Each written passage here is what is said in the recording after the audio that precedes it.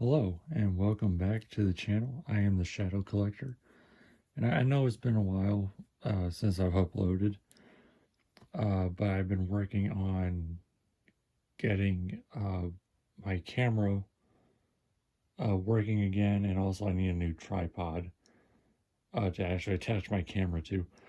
So I'm still recording with my phone, but hopefully in the next few videos I'll be able to record my actual camera. Today we are looking at the National Enquirer Columbine issue. These are incredibly rare, not as rare as the Time magazine issues. This one goes for about, I think the highest I've seen is 500. But I want to give a shout out to Oddball Books for actually having this for an incredibly reasonable price. Honestly, anything like this, costing $500, $800 is ridiculous. Although I do understand the value of it.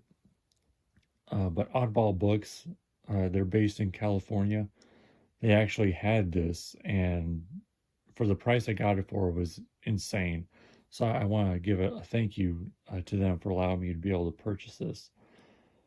Now, this is the National Enquirer issue that came out, I believe, June 4th, 2002. So, a couple years after, 2 or 3 years after the actual incident. Now, why this issue is sought after is because this has the crime scene photos. I'm sure if you study true crime or the Columbine case, chances are you've seen the crime scene photos of those two, and to be honest, they are very graphic. I will not be showing them in this video for obvious reasons, but I will flip to the page that talks about this whole thing, but I will have the two pictures covered so it doesn't violate anything, YouTube standards, community standards, anything like that. Now there is controversy on how Dylan Klebold died. I will get into that in a minute. But yeah, I'm going to actually stop the video now, and I'll flip to the pages on. I'll have those two pictures covered, and then we'll continue the video there. All right, and I flipped to the page to where the photos are actually on, but like I said, I'm going to keep them covered for very obvious reasons. I do not recommend looking them up. They're very upsetting, graphic in nature. But anyways, it's only these two pages. The rest of it is celebrity gossip. Now, these photos were leaked to the National Enquirer. There's no real official, I guess you could say, reason they were leaked or how they were leaked to the magazine. Some of it does point to one of the parents of the victims. There is a photo of the outside of the school where there's students lined up near the library and cafeteria, and there's police going up the stairs, and there's a student laying at the bottom of the stairs. Some believe that it was the parent of that student that somehow got access to these photos and leaked them to the magazine as revenge for having their child's body displayed in one of those photos in magazines or newspapers. There's really no clear answer as to how they got these photos, though, because these photos were taken by the police, the investigators. There's other photos they're unreleased, but these are the only two, graphic crime scene photos that were actually released to the public. And the reasoning being, they're the killers. Not a whole lot of sympathy was shown towards them. Uh, but yeah, that's how they got into this magazine. Now, there is, like I said, controversy on how Dylan Klebold was killed, and it actually mentions it right here. They both obviously, well, Eric Harris obviously, you know, offed himself. But with Dylan, a lot of people, it's 50-50 really. A lot of people think that, yes, he did do it himself with his pistol. Others think that Dylan did it, or sorry, not Dylan, Eric did it for Dylan because Dylan couldn't, actually go through with it. And the reason that being is because in the autopsy, you can go on a columbinesite.com. They have the autopsy reports of all the victims, including these two. And the report for Dylan stated that the entry wound was on his left side of the temple. And in the photo, actually above, right here, is at the angle, and the exit wound was at his right temple. Now, the reason I say that is because he's holding his pistol with his right hand, which is underneath his right leg.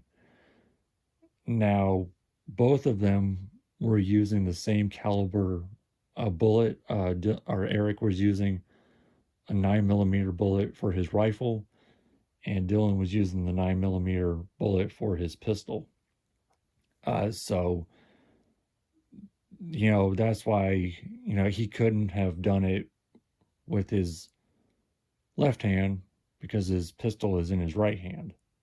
So how would it get over to the left side of his temple? So that's why a lot of people think,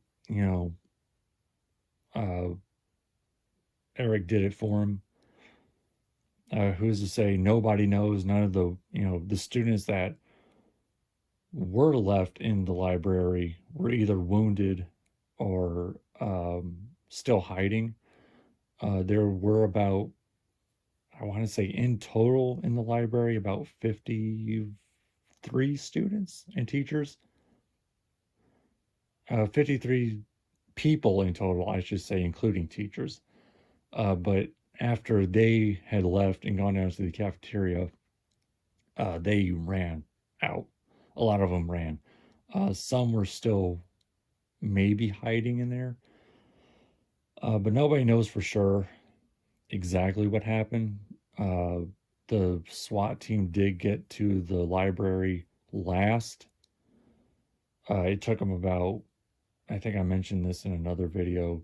It took them about 3 hours, I think, to go through the entire school room by room because they didn't. I mean, yes, they knew that they were in the library, but when the shooting stopped, they didn't know where they could possibly be. They could have been anywhere in the school. A lot of people criticize the SWAT team for that, and yes, they should have gone straight to the library, the last known spot, but I get why they checked the rest of the school because they didn't know exactly where they were. But yeah, this guy says, why the Enquirer is right to show the photos. Let me see what it says. There's a reason why. It is not pretty and it's not glorious. There is no honor in it, no hope, and no resurrection. I'm trying to see because of the lighting. He says something. There's a reasoning for it here. Oh, they released the photos. He's saying they released the photos in hope to deterrent future school shooters. Um, which at the time, this was the deadliest school shooting ever.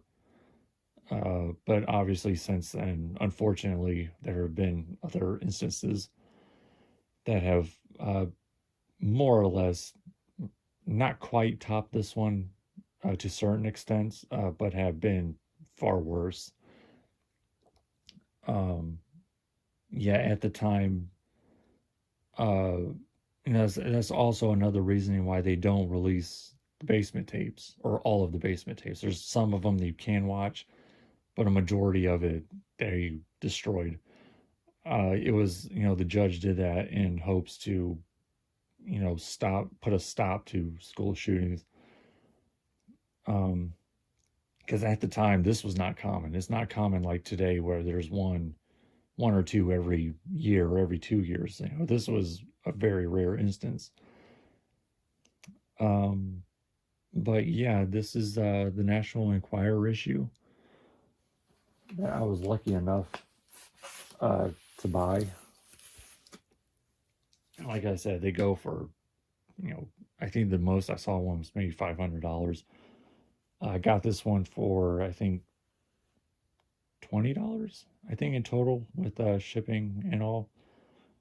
And again, a thank you to Oddball Books for actually having this. Not You don't really come across a lot of these.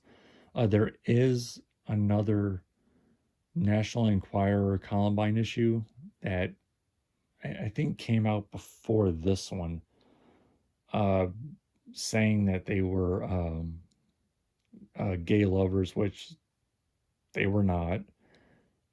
Um, yeah, there's that one also, but that one I think goes for, the only one I've seen goes for $1,000, I believe, on eBay, and that is horrendously outrageous. I get the rarity of it, but $1,000, and that thing has been up for I don't know how long, for years. Nobody's bought it. Um,